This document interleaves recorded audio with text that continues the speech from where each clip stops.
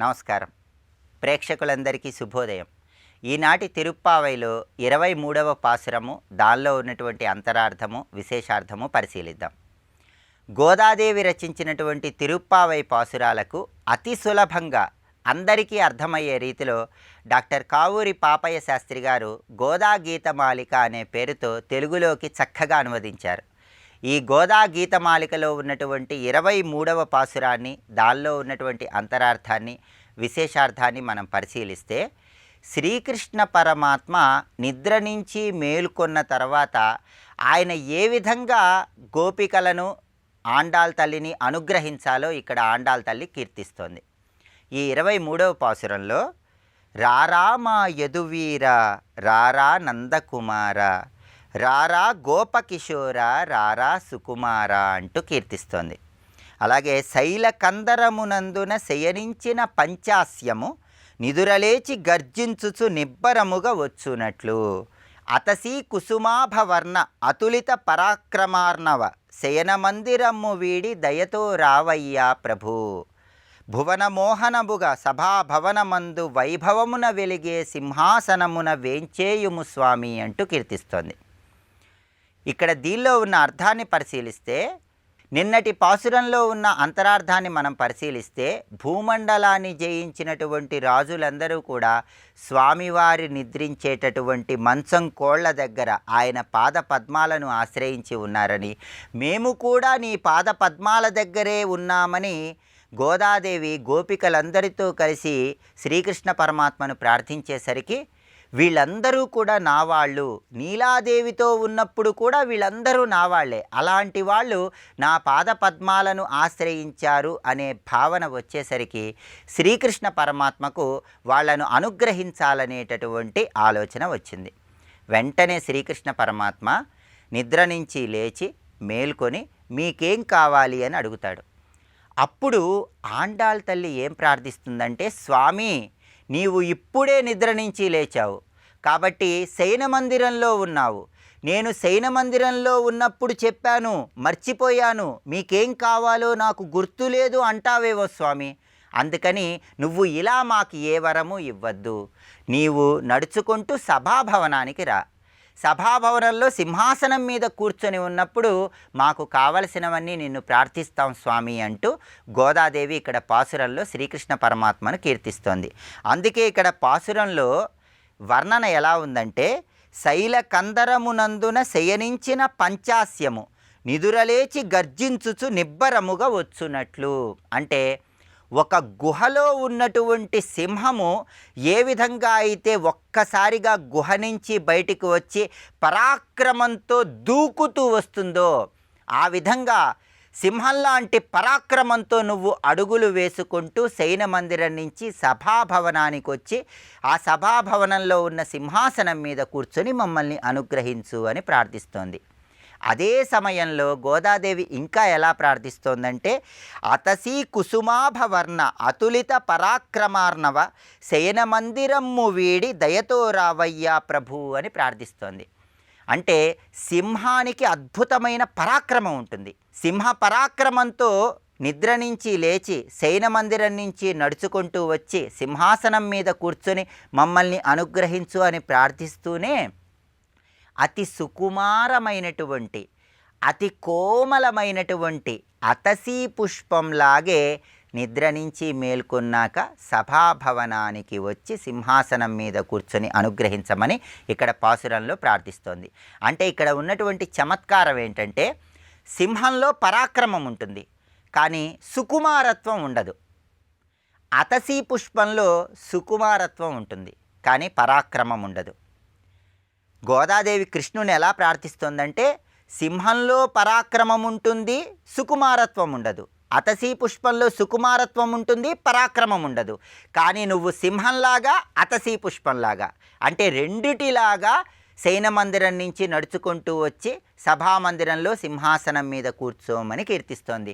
అంటే సింహంలోని పరాక్రమము, అతసీ పుష్పంలో ఉన్న సౌకుమార్యము, గజానికి ఉన్నటువంటి గాంభీర్యము, పులిలో ఉన్నటువంటి చమత్కారపు దూకుడు, వీటన్నిటినీ కలగలిపి సభాభవనానికి వచ్చి సింహాసనం మీద కూర్చొని మమ్మల్ని అనుగ్రహించు అంటూ శ్రీకృష్ణ పరమాత్మను కీర్తిస్తోంది. మరి ఇన్ని లక్షణాలను గోదాదేవి ఎందుకు చెప్తోంది? దీనిలో ఉన్న అంతరార్థం ఏంటి? అంతర్బహిశ్చ తత్సర్వం వ్యాప్య నారాయణ స్థిత. సృష్టిలో ఉన్న ప్రతి ప్రాణిలో, ప్రతి వస్తువులో కృష్ణుడే ఉన్నాడు. అంతటా కృష్ణమయమై ఉంది. కృష్ణ తత్వాన్ని అర్థం చేసుకోండి అన్న అద్భుతమైన వేదాంత రహస్యాన్ని మనకు చాటి చెప్పటానికి సింహంలో ఉన్నటువంటి పరాక్రమము, అతసీ పుష్పంలో ఉన్నటువంటి సౌకుమార్యము, పులిలో ఉన్నటువంటి చమత్కారపు దూకుడు, అలాగే గజములో ఉన్నటువంటి ఆ రాజరికము, వీటన్నిటితో సింహాసనం మీదకి వచ్చి మమ్మల్ని చూసి మమ్మల్ని అనుగ్రహించు అంటూ గోదాదేవి ఇక్కడ కీర్తిస్తోంది. కాబట్టి విశేషార్థాన్ని అర్థం చేసుకుంటే సృష్టిలో ఉన్న ప్రతి వస్తువులోనూ, ప్రతి అణువులోనూ కృష్ణుణ్ణి దర్శించండి అనే అద్భుతమైన సందేశాన్ని మనందరికీ తెలియజేస్తోంది. అందుకే భువన మోహనముగ సభాభవనమందు వైభవముగా వెలిగే సింహాసనమున వేంచేయుము స్వామి. ఈ సకల చరాచర సృష్టిలో ఉన్న అందరినీ అనుగ్రహించటానికి నువ్వు సింహాసనం మీద వచ్చి కూర్చో స్వామి అంటూ ఆండాళ్ తల్లి ఇక్కడ అద్భుతంగా శ్రీకృష్ణ పరమాత్మను కీర్తిస్తోంది. అది ఈ పాసురంలో ఉన్నటువంటి విశేషార్థంగా మనం అందరం అర్థం చేసుకోవాలి. రేపటి తిరుప్పావైలో తిరుప్పావై పాసురాలలో 24వ పాసురానికి ఉన్నటువంటి అర్థము, విశేషార్థము పరిశీలిద్దాం. నమస్కారం.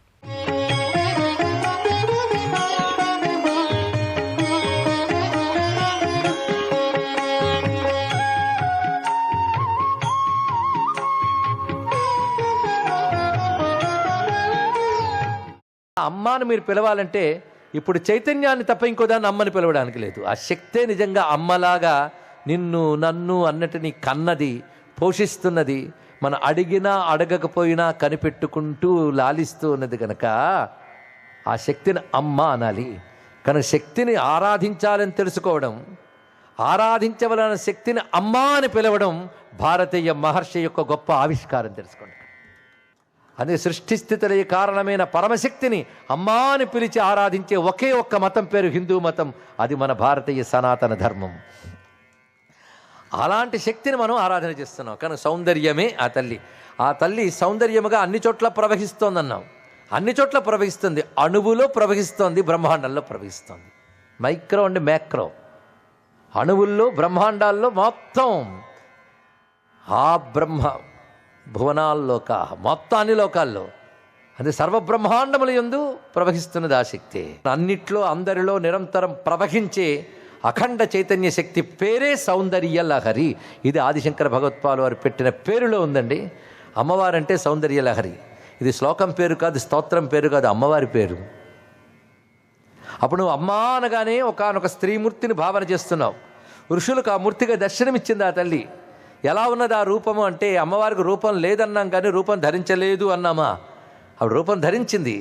ఇన్ని రూపములుగా జగత్తును ఆనందింపజేస్తోంది. ఆనందింపజేయడాన్ని లాలించుట అంటారు. లాలించుట అంటే తలనిమలడం, ఉయ్యాల్లో వేయడం కాదండి. లాలించుట అంటే ఆనందింపజేయుట అని అర్థం. ఆనందింపజేయుట, లాలనాత్ లలితాభిధా. జగత్తును ఆనందింపజేస్తోంది గనక ఆనందకారిణి, ఆనంద రూపిణి అని తల్లికి మరొక పేరు లలిత. ఆనందమే సౌందర్యం గనక ఆనంద స్వరూపిణి సుందరి. ఆ సౌందర్యం ఎక్కడుంది అని నువ్వు ప్రశ్నిస్తావు. ఎక్కడ లేదంటాను నేను. ఎక్కడున్నాడు రా అని ప్రశ్నించాడు హిరణ్యకశిపుడు. ఎక్కడ లేడు నాన్న అన్నాడు పిల్లాడు. అంటే అంతటా ఉన్నది ఇక్కడ. అంతటా ఉన్నది అంటే అంతటా అంటే ఎంతటా? అంతటా అంటే ఎంతటా? ఎంతటా అంటే నీకు లెక్క కావాలా? లెక్క చెప్తా. 3 అంతా కలిపి 3ఏనైనా, నువ్వు ఒప్పుకున్నా ఒప్పుకోకపోయినా 3ఏనా? అవునా కాదో చెప్పు. 3 అంటే 3 కాలాల్లోనూ, 3 కాలాల్లో ఆ శక్తి ప్రవహిస్తుంది. 3 లోకాల్లో ప్రవహిస్తుంది. ముల్లోకాలు అంటే భూర్భువస్వలోకాలు, భూర్భువ పాతాళ లోకాలు కాదయ్యా. నీకు పైనున్నది, నీకు క్రిందనున్నది, నువ్వున్నది. ఇది బాగుంది కదా. 3 లోకాలు, 3 కాలాలు. మన 3 శరీరాలు, మనలో 3 శరీరాలు ఉన్నాయని ఇక్కడ ఉన్న వాళ్ళందరికీ తెలిసి ఉంటుంది. స్థూల, సూక్ష్మ, కారణ శరీరాలు. 3 కాలాలు, 3 లోకాలు, 3 శరీరాలు, 3 నాడులు. అంతే కదా. శక్తి కూడా 3 రూపాలతో ఉంది. ఇచ్ఛ, జ్ఞాన, క్రియ. మనం పరమేశ్వరుని తెలియజేసి ఒకే శబ్దం ఉంది, ఓం. అందులో అక్షరాలన్నీ అకార, ఉకార, మకారాలు 3. అందులోంచి వచ్చిన వేదాలన్నీ ఋగ్, యజుస్, సామములు, అవి 3. ఆ 3 వేదమంత్రములతో చేసే యజ్ఞమనందు అగ్ని ఎన్ని రూపాలు? 3. దక్షిణాగ్ని, ఆహవనీయాగ్ని, గార్హపత్యాగ్ని, అన్నీ 3 ఏమిటో జగత్తంతా 3తో నడుస్తుందయ్యా అన్నాడు. ఆ మాటకొస్తే జగత్తులో జరుగుతున్న పనులు ఏంటంటే 3: సృష్టి, స్థితి, లయలు. అవి చేసేవారెవరు? 3 బ్రహ్మ విష్ణు రుద్రులు. వారికి శక్తులందరూ 3 ముగ్గురమ్మలు. ఎన్ని 3లు చెప్పాను? ఈ 3లు తప్ప ప్రపంచంలో ఏం లేదయ్యా అన్నాడు. ఇక్కడ 3 ప్రపంచమంతా నిండిపోయింది కనుక ఈ 3ంటిలో నిండిపోయింది, 3ంటిగా నిండిపోయింది, ఈ 3ంటికి పైన కూడా ఉంది కనుక 3ంటిలో నిండిపోయింది కనుక త్రిపుర సుందరి అన్నారు ఆ తల్లిని. ఇక్కడ ఆ త్రిపుర సుందరి, త్రిపురాల్లో నిండిపోయిన సౌందర్యం ఇది తెలిస్తే ఎంత గొప్పదని తెలిసింది. ఎంత గొప్పది మరొకట్లేదు, దాన్ని మించిన గొప్పది లేదు. గొప్పతనానికి ఒక్కటే మాట, మహా. అదే మహా త్రిపుర సుందరి. ఈ జగత్తును లాలిస్తోంది కనుక లాలనాత్ లలితాభిధ, లలితా మహా త్రిపుర సుందరి అన్నారండి. మొత్తం లలితా మహా త్రిపుర సుందరి. ఈ 4 మాటలు ఒక ఏకాంతంలో కూర్చుని అర్థాన్ని విచారణ చేస్తే అంతకు మించిన ధ్యానం మరొకట్లేదు. తెలుసుకోండి. శ్రీ లలితా మహా త్రిపుర సుందరి. ముందు శ్రీకారం కూడా పెట్టుకోవాలి. ఇది మహామంత్రం. శ్రీ లలితా మహా త్రిపుర సుందరిని ఆరాధించే విద్య పేరు శ్రీ విద్య. ఉపాసనలకి, విద్యలకి మనం మామూలుగా చదువుకునేవాడికి విద్యలు అంటాం. ఉపాసనలు స్త్రీ రూపమైన మంత్రములకు విద్యలు అంటారు అని ఒక శాస్త్రీయ నిర్వచనం ఉన్నది. అంటే శక్తిని ఉపాసించేటువంటి మంత్రములకు విద్యలని పేరు. శ్రీ లలితా మహాత్రిపుర సుందరీ పరాభట్టారిక శ్రీమద్ రాజరాజేశ్వరీ పరదేవతకి.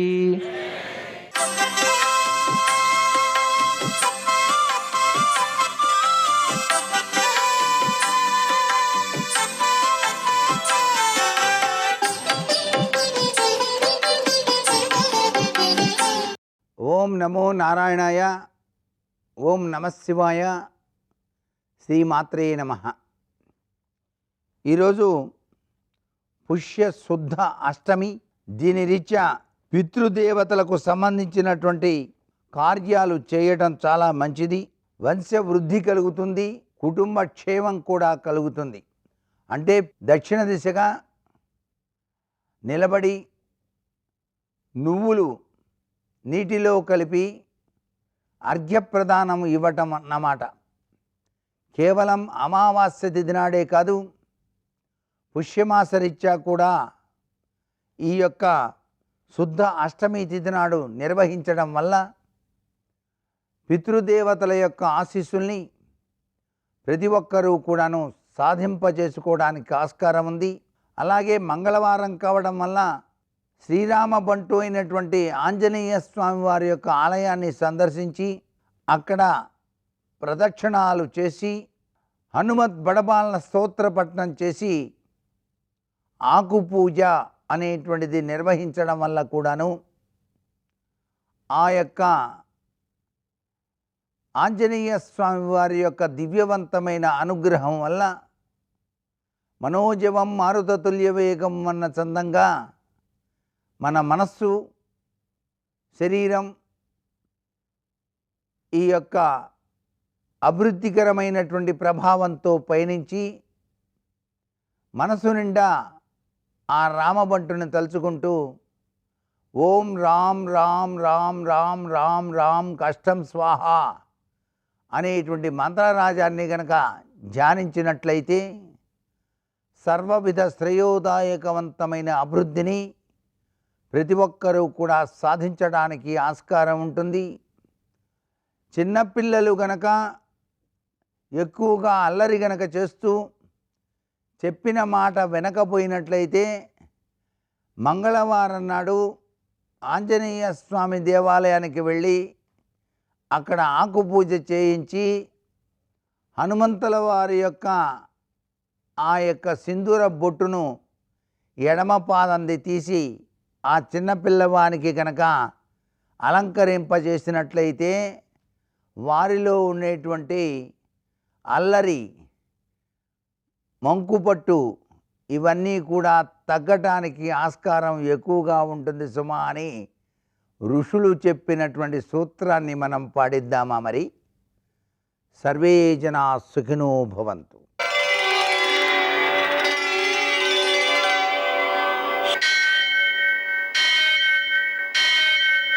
సహస్ర सहस्रशीरुषं देवं विश्वाक्षं विश्वशम्भुवं विश्वं नारायणं देवमक्षरं परमं पदं विश्वतः परमां नित्यं विश्वं नारायणगुं हरिं विश्वमेवेदं पुरुषस्तद्विश्वमुपजीवति पतिं विश्वस्यात्मेश्वरगुं शाश्वतगुं शिवमच्युतं नारायणं महाज्ञेयं विश्वात्मानं परायणम् शौर्यमथेन्दुरिन्द्रपदवी सन्मङ्गलं मङ्गलम् మర్కటేశ మహోత్సాహ సర్వశోక వినాశన శత్రువును సంహర మాం వృక్షశ్రియం దాపయ మే ప్రభో. నేటి కాలమాన విశేషాలను గమనిద్దాం. స్వస్తి శ్రీ చాంద్రమాన క్రోధినామ సంవత్సరం ఉత్తరాయణం, కొన్ని పంచాంగాల్లో దక్షిణాయనం, హేమంత ఋతువు, పుష్యమాసం, శుక్లపక్షం, మంగళవారం. సూర్యోదయం 6:52 సూర్యాస్తమయం 5:52.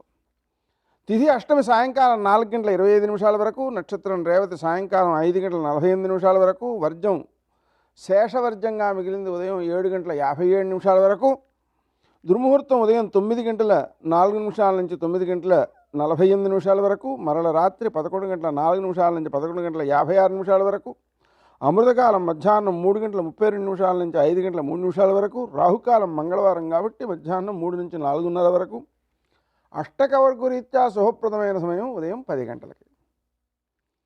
నేటి విశేషం మంగళవారం, అలాగనే 23వ శుభదివసం ధనుర్మాసంలో. ముఖ్యంగా మనం మంగళవారం రోజున అప్పు తీర్చడం మంచిదండి. కొంతైనా ఎంత వీలైతే అంత అప్పు తీరిస్తే మన అప్పులు తీరిపోతాయి. అలాగనే శ్రీ గణేశ రణంచింది అనే మంత్రం చేసుకోవడం ద్వారా 10 రకాల రుణాలు తీరుతాయి. రుణమోచక అంగారక స్తోత్రం, రుణమోచక నృసింహ స్తోత్రం, రుణమోచక గణేశ స్తోత్రం పారాయణ చేసుకోవడం ద్వారా ఉత్తమమైన ఫలితాలు సిద్ధిస్తాయి, అప్పులు తీరుతాయి. హనుమంతునికి ఆకుపూజ చేయడం, 21 ప్రదక్షిణాలు చేయడం, హనుమాన్ చాలీసా పారాయణ 11 సార్లు చేసుకోవడం లేదా 108 సార్లు చేసుకోవడం. అసాధ్య సాధక స్వామిన్ అసాధ్యం తవ కిం వద రామదూత దయా సింధో ధర్మరక్షాంకురు ప్రభో అనే మంత్రాన్ని రోజంతా జపం చేయడం, కనీసం 2-3 గంటలు జపం చేయడం ఉత్తమ ఫలితాలను అందజేస్తుంది. మంగళవారం రోజున ఆరోగ్య నిమిత్తమై వ్రణమోచక అంగారక స్తోత్రం జపించుకోవడం మంచిది. అంగారక మహీపుత్ర భగవన్ భక్తవత్సలా నమోస్తుతే మమాశేష వ్రణమాసు విమోచయ అనే మంత్రంతో తర్పణాలు ఇవ్వడం ద్వారా ఆరోగ్యం కలుగుతుంది. 23వ శుభదివసం ధనుర్మాసంలో సందర్భంగా గోదాదేవి మనకు చెప్తున్న సందేశం ఏమిటి అంటే, వర్షాకాలంలో చలనం లేకుండా పర్వత గుహల్లో ముడుచుకుని పరుక్కున్నటువంటి సింహం ఏదైతే ఉందో అది మేల్కొని తీక్ష్ణమైనటువంటి తన చూపులను నలుదిక్కుల ప్రసరింపజేస్తూ పరిమళం కలిగినటువంటి తన జూలును నిక్కపొడుచుకునేట్టుగా చేసి దొర్లి తన శరీరాన్ని పటిష్టంగా చేసుకుని ఒళ్ళు విరుచుకుని లేచి గర్జించి రాజఠీవితో బయటికి వచ్చినట్టు నువ్వు కూడా వస్తావు. అలాంటి అవిష పువ్వుల కాంతి కలిగినటువంటి స్వామి, నువ్వు నీ భవనం నుంచి ఆ సింహరాజంలాగా మనోహరంగా అలంకరించబడినటువంటి దివ్యమైన సింహాసనంపై కూర్చోవడానికి రావయ్యా. ఆపై మేము వచ్చిన కార్యాన్ని తెలుపుతాం, నువ్వు మా అభీష్టాన్ని అనుగ్రహించాలి అని ప్రార్థించింది. ఇప్పుడు కూడా భగవంతుణ్ణి ప్రార్థన చేసేటప్పుడు ఎదుట విగ్రహం రూపంలో కాకుండా సాక్షాత్తు చైతన్యంతో కూడిన రూపాన్ని భావన చేయాలి. అది ఇక్కడ మనకు బాగా గోచరిస్తుంది. నేటి ఆణిముత్యాలు.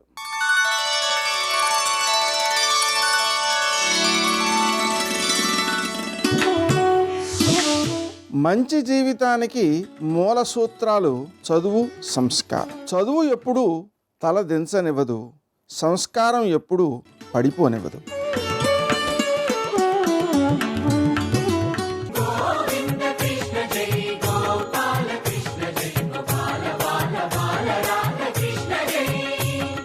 కృష్ణ జై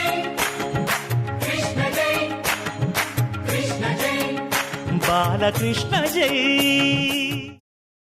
ఆయన చెప్పినట్టు బ్రతకడం భక్త్యా, ఆయన పాదాల మీద పువ్వులేసి ఆయన వద్దన్న పనులన్నీ చేయడం భక్త్యా? ఏది భక్తి? ఎవరిని చూసి చిరాకు పడతాడు? రోజు పట్టుకొస్తావు, పువ్వులేస్తావు, కానీ నేను చెప్పింది మాత్రం చెయ్యవు. చిరాకేస్తుందా వేదా భగవంతుడికి? ఎవరిని చూసి సంతోషిస్తాడు? ఆయన చెప్పినట్టు బ్రతుకుతున్న వాళ్ళని చూసి ఒరే ఏ కష్టం వచ్చినా నేను చెప్పినట్టే బ్రతుకుతున్నాడు రా, గుండెలకి హత్తుకుంటాడు. అందుకే ధర్మమే భక్తి. ధర్మం ఎక్కడుంటుందో అక్కడ ఆయన ఉంటాడు. ఇది చూపించడానికి భాగవతంలో ఒక అద్భుత సన్నివేశాన్ని ప్రథమ స్కంధంలో చూపించారు. కురుక్షేత్ర సంగ్రామం అయిపోయింది, ధర్మరాజు గారు గెలిచేశాడు, రాజ్యం అంతా ఆయనదే. ద్రౌపదీదేవికి 5 భర్తలైనటువంటి ధర్మరాజు, భీముడు, అర్జునుడు, నకులుడు, సహదేవుడి వలన కలిగినటువంటి సంతానం ఏదుందో 5 రాత్రి నిద్రపోతున్నారు. దృష్టజుమ్నుడు నిద్రపోతున్నాడు, అందరూ నిద్రపోతున్నారు. అశ్వత్థామకి ఎక్కడ లేనటువంటి రౌద్రావేశం వచ్చింది. దుర్యోధనుడికి మాట ఇచ్చాడు, నేను పాండవులు లేకుండా చేసేస్తానన్నాడు. ఆ రోజు అదృష్టం ఏమిటంటే పరమ ధర్మాన్ని పాండవులు నమ్ముకున్నారు కాబట్టి కృష్ణ భగవానుడు మిషపెట్టి పాండవుల్ని దూరంగా తీసుకెళ్ళిపోయాడు. ఉండడానికి వీల్లేదు వేరు కారణాల చేత. కాబట్టి 5 పిల్లలు నిద్రపోతున్నారు. ఆ దృష్టజుమ్నుడు సైన్యాధిపతి నిద్రపోతున్నాడు. ద్రౌపదీదేవి యొక్క సోదరుడు రౌద్రమైనటువంటి ఆవేశం పొందినటువంటి అశ్వత్థామ వచ్చాడు.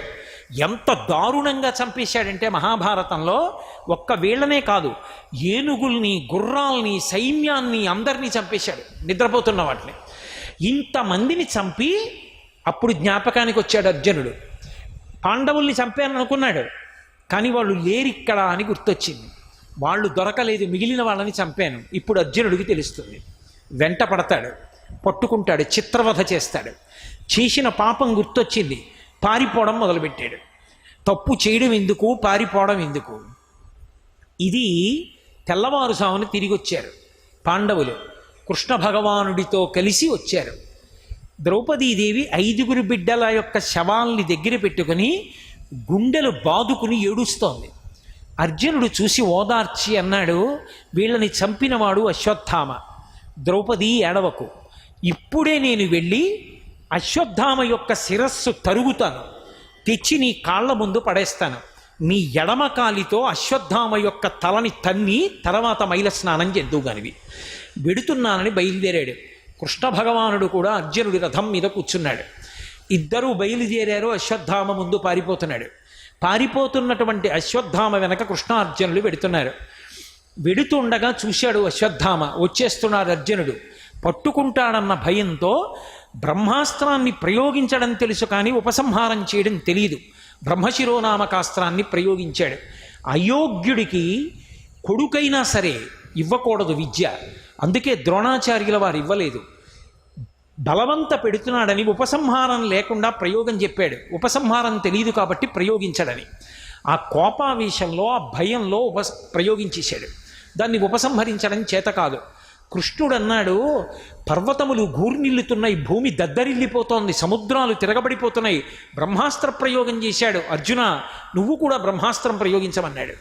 వెంటనే అర్జునుడు బ్రహ్మాస్త్ర ప్రయోగం చేశాడు. 2 బ్రహ్మాస్త్రాలు ఢీకొన్నాయి. ప్రళయం వచ్చినంత ఉద్వేగం ఏర్పడింది. వెంటనే కృష్ణుడు అన్నాడు, లోక సంరక్షణం కోసం 2 బ్రహ్మాస్త్రాలు ఉపసంహారం చెయ్యి. అశ్వత్థామకి తెలియదు ఉపసంహారం అన్నాడు. అది భక్తి అంటే. లోకం కోసం మాట్లాడగలిగినటువంటి వాడు కృష్ణ పరమాత్మ. ఎక్కడ ధర్మం ఉంటుందో అక్కడ ఉంటాడు కృష్ణుడు. వెంటనే అర్జునుడు రథం దిగి కృష్ణ భగవానుడికి ప్రదక్షిణం చేశాడు. ప్రదక్షిణం అంత గౌరవం. ప్రదక్షిణం చేసి నమస్కారం చేశాడు. నమస్కారం చేసి 2 బ్రహ్మాస్త్రాలు ఉపసంహారం చేసి అశ్వత్థామని బంధించి రథంలో పెట్టి ద్రౌపదీదేవి దగ్గరికి తీసుకొచ్చాడు. సర్వం శ్రీ ఉమామహేశ్వర పరబ్రహ్మార్పణమస్తు. స్వస్తి.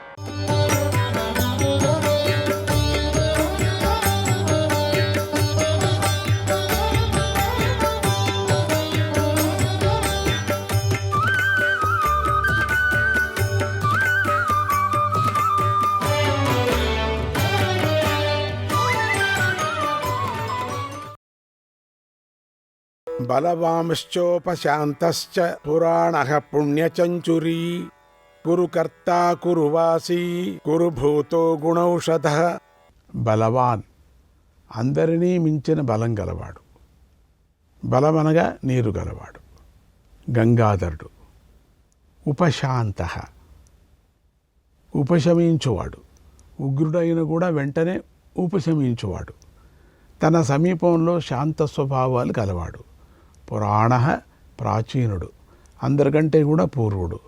పుణ్యచంచు, పుణ్యం చేతనే తెలియబడువాడు. ఇది ఈ అని ఒకే అక్షరం గల నామం. లక్ష్మీ బీజాక్షరం. దీనికి లక్ష్మి అని అర్థం. ఈయకి లక్ష్మీ రూపుడు, దయాస్వరూపుడు. కురుకర్త, అవిముక్తం చేసినవాడు. కురుక్షేత్రమును సృష్టించేవాడు. కురువాసి, కురుక్షేత్ర ద్వయమందు నివసించేవాడు. కాశీ, కురుక్షేత్రములో నివసించేవాడు. కురుభూత, కురుక్షేత్ర ద్వయస్వరూపుడు. గుణౌషధ, గుణములంటే ఐశ్వర్య జ్ఞాన వైరాగ్య ధర్మాదులు. వాటిని ఔషధంలాగా వృద్ధి చేసేటువంటి వాడు. సర్వాశయో దర్భచారి సర్వేషాం ప్రాణినాం పతి దేవదేవ సుఖాసక్త సదసర్వరత్నవిత్. సర్వాశయ, ఇతడిలో అందరూ నిద్రిస్తారు. అందరినీ నిద్రాస్థానమైన ప్రాజ్ఞుడు శివుడు. శివుడే సర్వాశయుడు. దర్భచారి, దర్భరూపాలైన హవిస్సులను తినువాడు. సర్వేషాం ప్రాణినాం పతికి, ప్రాణులన్నిటికీ నాథుడు, రక్షకుడు. దేవదేవ, దేవతలకు సైతం దేవుడు, మహాదేవుడు. సుఖాసక్త, ప్రాణుల సుఖముతో ఆసక్తి గలవాడు. సత్, సత్ శబ్దాన్ని కార్యమని గ్రహించవలే. కనుక శివుడు కార్యరూపుడు, నిత్యమైన పరబ్రహ్మము. అసత్, అసత్ కారణము, కారణకారుడు, బ్రహ్మ కంటే అన్యము. సర్వరత్నవిత్, ఆయా జాతులలో ఉత్కృష్ట వస్తువులను రత్నము అంటారు. అటువంటి సర్వరత్నాలను పొందేవాడు. కైలాసగిరివాసీ చ హిమవద్గిరి సంశ్రయ కూలహారీ కూలకర్త బహువిద్యో బహుప్రద. కైలాసగిరివాసి, కైలాస పర్వతమునందు నివసించేవాడు. హిమవద్గిరి సంశ్రయ, హిమవత్ పర్వతంపై శయనించేవాడు. కూలహారి, సంసారమనుడు కూలాన్ని తొలగిస్తూ నిరంతరంగా ప్రవాహ రూపంలో ఉండేవాడు. కూలహారి, కూల్గా ఉండేవాడు. కూలకర్త, హిమవత్ పర్వతంలో పడుకుంటాడు కాబట్టి కూలహారి. కూలకర్త, పుష్కరాది మహా తటాకాలను నిర్మించినవాడు. బహువిద్యా, చాలా విద్యలు తెలిసిన సర్వజ్ఞుడు. బహుప్రద, కోరిన దానిని మించి ఇచ్చేవాడు. వణిజో వర్ధకీ వృక్ష బకులశ్చందనశ్చద సారగ్రీవో మహాజత్రురలోలశ్చ మహౌషధ. వణిజ, వణిక్ స్వరూపుడు, వర్తకుడు. వర్ధకి, వడ్రంగి. వడ్రంగి వృక్షము మొదలైన వాటిని ఖండించినట్లుగా జీవులను సంహరించేవాడు. వడ్రంగి వృక్షాలను ఖండిస్తాడు కదా, పలకలుగా దానిగా ఏదేదో చేస్తూ ఉంటాడు. అటువంటి వాడు కూడా. వడ్రంగి కూడా వాడే. వృక్ష, సంసార వృక్ష స్వరూపుడు. సంసారాన్ని ఖండించి ముక్కలు ముక్కలు చేసి పారిస్తారు. మాయా ఛేదకుడని భావము. ఆ సంసారంలో ఉండే మాయను తీసి పారేస్తారు. అంటే కట్టెను కోసేటప్పుడు పుచ్చిపైన తీసేసినట్టుగా వృక్షంలాగా నిశ్చలంగా ఉండేవాడు. వక్కులహ, పుట్టుక అనేది రోగాన్ని పోగొట్టేవాడు. పుట్టుక అనేది ఒక రోగం, ఆ రోగాన్ని పోగొట్టాలి కదా. చందన, ఆహ్లాదం కలిగించేవాడు. చద, సప్తపర్ణ, జీవులకు ప్రాణులకు ఆచ్ఛాదన రూపమైన రక్షణనిచ్చేవాడు. సారగ్రీవ, దృఢమైన మెడగలవాడు. మహాజత్రు, కంఠానికి మూపునకు క్రిందనున్న ఎముకను జత్రువు అంటారు. ఘనమైన జత్రువు గలవాడు. అలోలహ, లోలత్వం లేనివాడు, ఆశ లేనివాడు. మహౌషధ, సస్యస్వరూపుడు. సిద్ధార్థకారీ సిద్ధార్థ ఛందో వ్యాకరణోత్తర సింహనాద సింహదముష్ట్ర సింహగ సింహవాహన. సిద్ధార్థకారి, జీవులను సిద్ధార్థులుగా తీర్చబడిన కోరికలు గలవారిగా చేయువాడు. సిద్ధార్థ ఛందో వ్యాకరణోత్తర వేద వ్యాఖ్యానజన్యమైన సిద్ధాంతం చేసేవాడు కలవాడు. సింహనాద సింహం యొక్క గర్జన వంటి నాదాన్ని యుద్ధ సమయంలోనూ ప్రళయకాలంలో చేసేవాడు. సింహగ సింహం అనే నెక్కి తిరిగేవాడు. సింహవాహనుడు సింహాలతో లాగబడే రథం గలవాడు. సింహరథుడు. ప్రభావాత్మా జగత్కాల స్థాలో లోకహితస్తరు సారంగో నవచక్రాంగ కేతుమాలీ సభావన. ప్రభావాత్మ ప్రకృష్టమైన భావము, సత్త అనగా శక్తి. అది ఆత్మగా గలవాడు. శక్తి స్వరూపుడు, సత్యానికి సత్యమైన వాడు. జగాలు పాలించగల శక్తి ప్రభావము. జగత్కాల స్థాల జగత్తునకు కాలుడు యముడు. స్థాల భోజన పాత్రగా గలవాడు, అంటే యముడే భోజన పాత్రగా గలవాడు శివుడు. లోకహిత లోకులందరికీ హితాన్ని చేకూర్చేవాడు. తరుహు చెట్టు మానవులను ఎండ నుండి తరింపజేస్తుంది. అలాగే శివుడు మానవులను సంసారం నుండి తరింపజేస్తాడు. సారంగ ఒక పక్షి, శ్రేష్టములైన అవయవాలు కలవాడు.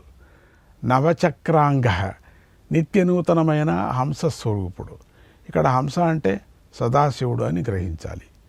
కేతుమాలి కేతు అనగా జెండా.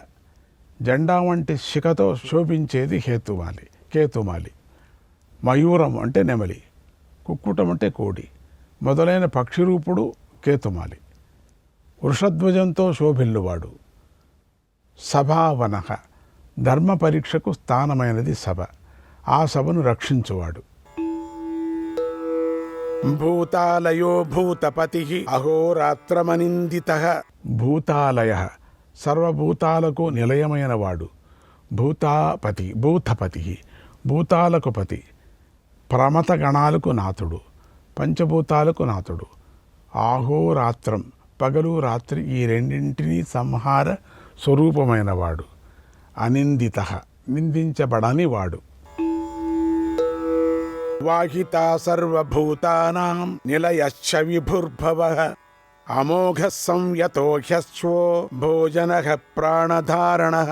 సర్వభూతానాం వాహిత సర్వభూతాలకు వాహకుడు, వహించేవాడు. నిలయ సర్వభూతాలకు నిలయమైనవాడు. విభువు ఎవడి నుండి ఈ భూభువనం నశించిందో అతడే విభుడు. ఆ విభుడే శివుడు. భవః అంతా తానే అయినవాడు. అమోఘ నిష్ఫలం కాని క్రియలు గలవాడు. భక్తులచే పూజింపబడిన, స్తుతింపబడిన, స్మరించబడిన వృథా కాకుండా సర్వఫలాన్ని ఇచ్చేవాడు. సత్య సంకల్పుడు. సంయత సంయమనం గలవాడు. ధ్యానధారణ సమాధులు గలవాడు. అశ్వరూపుడు. భోజనం పెట్టేవాడు. అన్నప్రదాత. ప్రాణధారణ ప్రాణాన్ని ధరింపజేసేవాడు. ప్రాణులు నిలిపేవాడు. ధృతిమాన్ మతిమాన్ దక్ష సత్కృతశ్చ యుగాధిపః గోపాలిర్గోపతిర్గ్రామః గోచర్మ వసనో హరిః. ధృతిమాన్ ధైర్యం కలవాడు. మతిమాన్ బుద్ధిమంతుడు. దక్ష సమర్థుడు. ఉత్సాహము కలవాడు. దాక్షిణ్యం కలవాడు. ఈ మూడు కలవాడు దక్షుడు. సత్కృత సత్కరింపబడినవాడు. దేవదానవుల చేత నమస్కరింపబడువాడు. గోపాలిహి గోశబ్దమునకి ఇక్కడ ఇంద్రియాలు అని అర్థం. ఇంద్రియాలను పాలించేవాడు. గోపతి ఇక్కడ గోశబ్దానికి కాంతి కిరణము అని కూడా అర్థం. కిరణాలకు రశ్ములకు పతి. సూర్యాది స్వరూపుడు. గోశబ్దానికి వాక్కులని కూడా అర్థం. కనుక శివుడు వాక్పతి. గ్రామ సమూహ రూపుడు. స్వరశాస్త్రాల్లో గ్రామాలు 3 ఉన్నాయి. ఆ మూడింటి స్వరూపుడు. గోచర్మ వసన గోచర్మ వస్త్రంగా గలవాడు. ఇక్కడ గోశబ్దంతో దిక్కు కానీ పశువు కానీ గ్రహించాలి. లేదా గోశబ్దం చేత భూమిని గ్రహిస్తే గోచర్మ శబ్దానికి దిక్కులని అర్థం. అప్పుడు దిక్కులు వస్త్రంగా గలవాడు దిగంబరుడు. హరిహి భక్తుల దుఃఖాన్ని హరించేవాడు.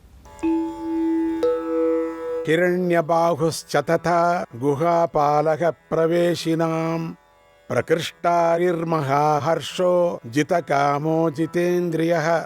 హిరణ్యబాహు బంగారు కాంతి గల బాహువులు కలవాడు, బంగారు కాంతి గల దేహం కలవాడు,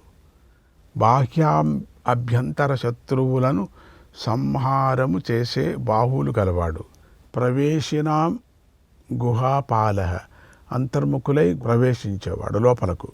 అంటే యోగులు వారు ఎల్లప్పుడూ యోగశుద్ధులై ఉన్నప్పుడు యోగశుద్ధులై వారికి శరీరము గుహ వంటిది అవుతుంది. దాన్ని రక్షించేవాడు శివుడు. అంటే శరీరంలో ప్రవేశించేవాడు అంటే సమాధి స్థితిని పొందిన యోగుల శరీరాన్ని రక్షించువాడు. ప్రకృష్టారిహి మిక్కిలి కృషింపజేయబడిన కామక్రోధాది శత్రువులు కలవాడు.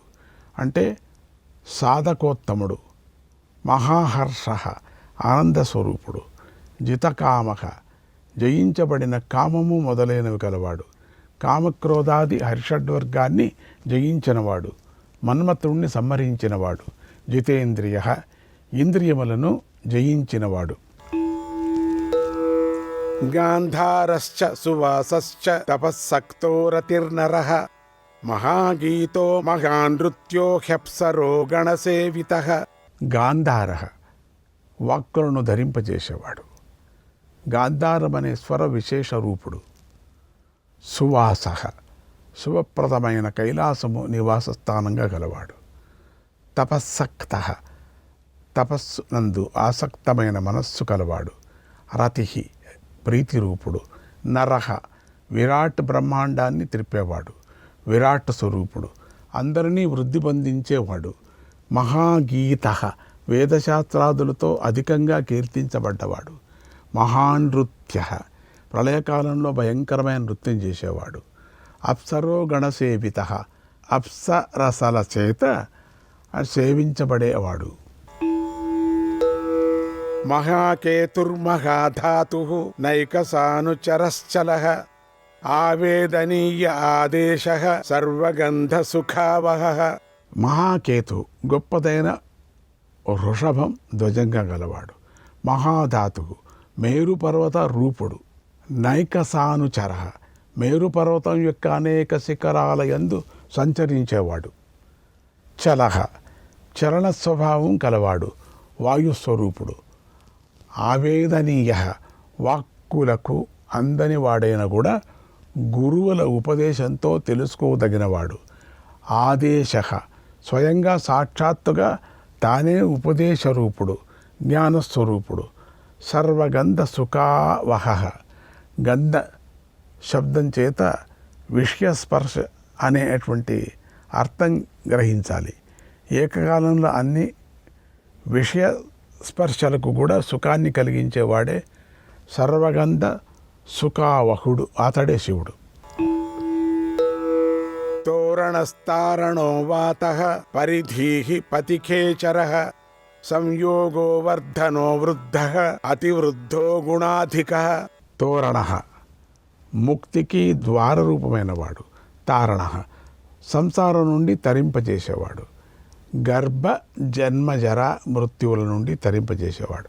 వాతః వాయురూపుడు. పరిధీః పరిధి గలవాడు, కోట గోడ వంటివాడు. పతి కేచరః కేచరులకు పతి. గరుత్మంతుడు. సంయోగోవర్ధన వృద్ధికి హేతువైనది సంయోగము. స్త్రీ పురుష సంబంధ స్వరూపుడు. సృష్టికి ప్రతీక ఈ సంబంధం దాని స్వరూపమైన వాడు. సంయోగవర్ధనుడు. వృద్ధ వృద్ధుడు. జ్ఞానేశ్వర్యము మొదలైన గుణాల చేత అధికుడు వృద్ధుడు.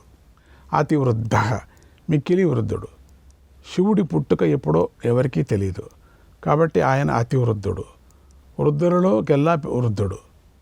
గుణాధిక గుణాల చేత వయస్సు చేత అధికుడు. నిత్యగాత్మ సహాయశ్చ దేవాసురపతిః పతిః యుక్తశ్చ యుక్త బాహుశ్చ దేవోది విసుపర్వణః. నిత్య ఆత్మ సహాయ నిత్యుడై ఆత్మ సహాయం చేసుకునేవాడు. దేవాసురపతి దేవతలకు రాక్షసులకు అధిపతి. పతి సర్వులకు పతి. యుక్త యుద్ధానికి సిద్ధంగా ఉండేవాడు. యుక్త బాహు శత్రు సంహారం చేయగల బాహువులు గలవాడు. దేవోదివి సుపర్ణ దేవోదివి స్వర్గంలోని దేవతలకు ఇంద్రుడు పతి. ఆ దేవేంద్రుడు సైతం ఆరాధించదగినవాడు, ఇంద్రుడి చేత పూజించదగినవాడు. దేవో ఆషాఢశ్చ సుషాఢశ్చ ధ్రువోథ హరిణోహరః వపురావర్తమానేభ్యః వసుశ్రేష్ఠో మహాపతః. షాఢః అన్నిటినీ వహించే సామర్థ్యాన్నిచ్చేవాడు. సుషాఢః ఉత్తమమైన సాహసం గలవాడు. ధ్రువః అచంచలుడు, వినాశనం లేనివాడు. హరిణః తెల్లనివాడు, శుద్ధుడు, భక్తుల మనస్సు హరించువాడు. హరః శూలాన్ని ధరించేవాడు, హరుడు. ప్రళయకాలంలో సమస్త సృష్టిని హరించువాడు హరుడు. ఆ వర్తమానేభ్యో వపుః ఆవర్తమానులంటే స్వర్గము నుండి తిరుగుతూ పడేవారు, వారికి శరీరాన్ని ఇచ్చేవాడు. వసుశ్రేష్ఠ సామాన్యంగా మానవులకు ధనం అంటే ఇష్టం, కానీ ధనాన్ని మించిన ఇష్టమైన వాడు వసుశ్రేష్ఠుడు, అతడే శివుడు. శ్రేష్టమైన ధనస్వరూపుడు. శ్రేష్టమైన ధనమంటే మోక్షము కనుక శివుడు మోక్షస్వరూపుడు. మహాపత శిష్టాచార రూపమైన సర్వోత్తమ మార్గమే రూపమైన వాడు. శిరోగారీ విమర్శశ్చ సర్వలక్షణలక్షితః అక్షశ్చరత యోగీ చ సర్వయోగీ మహాబలః. విమర్శ శిరోహారి బ్రహ్మ యొక్క శిరస్సును ఛేదించినవాడు. ఆ పనిని కోపంతో కాకుండా విమర్శపూర్వకంగానే వివేకంతో చేశాడు. 2 పదాలు కూడా కలిపి ఒకటే నామం, వేరు నామం కానే కాదు. ఇక్కడ సర్వలక్షణ లక్షిత సాముద్రికా శాస్త్రాన్ని బట్టి సర్వశుభ లక్షణాలతో చూడబడేవాడు. అక్షో రథయోగి రథంతో సంబద్ధమైన అక్షర స్వరూపుడు. సర్వయోగి సర్వాన్ని సృష్టించువాడు. విపుడు సర్వవ్యాపకుడు. మహాబల గొప్ప బలం కలవాడు. వాయువుకు మహాబలుడని పేరు ఉంది. అంతకంటే కూడా శివుడు మహాబలుడు, సర్వ సంహారకర్త. ప్రమత గణాలనే మహాబలం గలవాడు. సమామ్నాయో సమామ్నాయః తీర్థదేవో మహారథః నిర్జీవో జీవనో మంత్ర శుభాక్షో బహుకర్కశః. శ్రీకృష్ణాయ పరమాత్మనే నమః.